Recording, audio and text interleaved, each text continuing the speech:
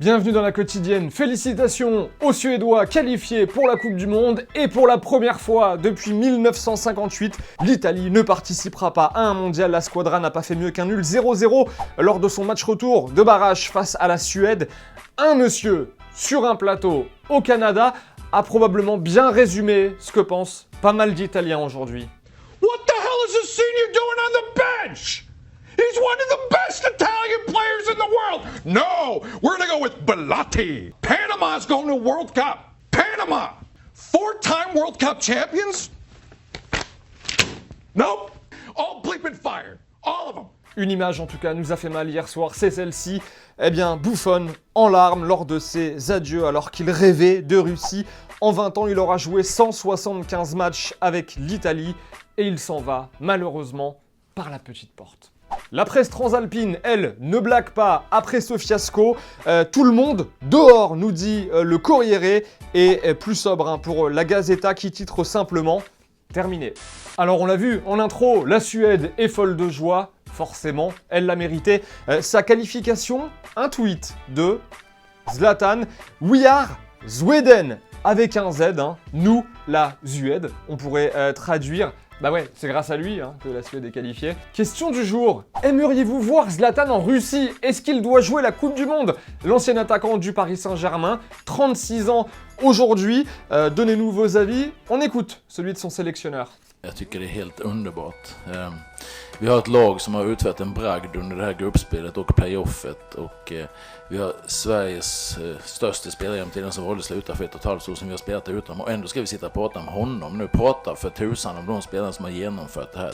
Petite pause avant de parler des Bleus. Le football vrai, on file en D4 tunisienne et j'aimerais vraiment être aussi détendu que ce type dans ma vie.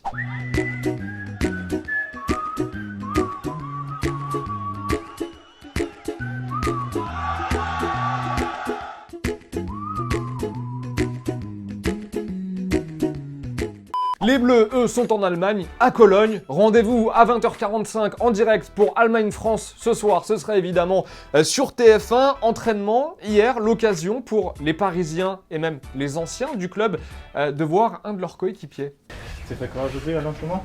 Rien, comme toujours. Je vais courir. C'est chez toi, bah. Bonne chance. Ça va, Tu joues demain? Tu joues demain? Je sais Tu pas. connais déjà?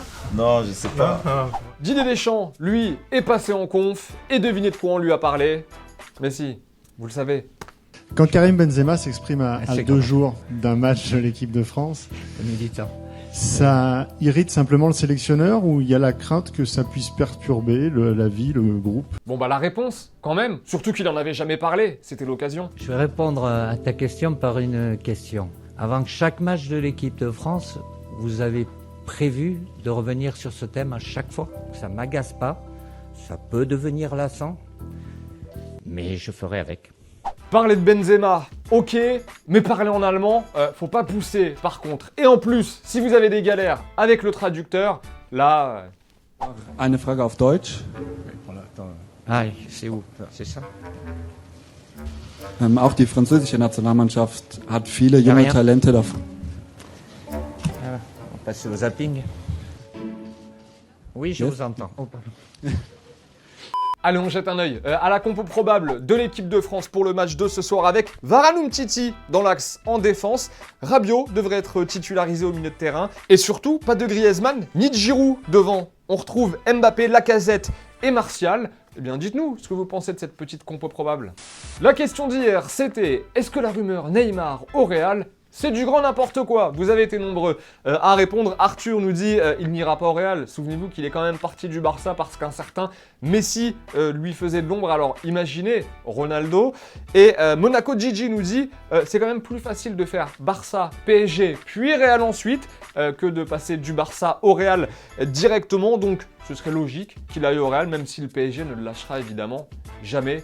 Ou se battra pour le garder. Allez, c'est la fin de la quotidienne. Merci d'avoir passé ces 5 minutes en notre compagnie. Rendez-vous ce soir, n'oubliez pas, 20h45 en direct sur TF1. Allemagne-France. En attendant, on like, on partage, on commente. On change pas les bonnes vieilles habitudes, quoi. Nous aussi, on change pas les nôtres. On se dit bye bye en images et en musique. Et on se donne rendez-vous demain. Ciao. مرة لزوما ترجع لفراس الخطيب الله الله الله الله الله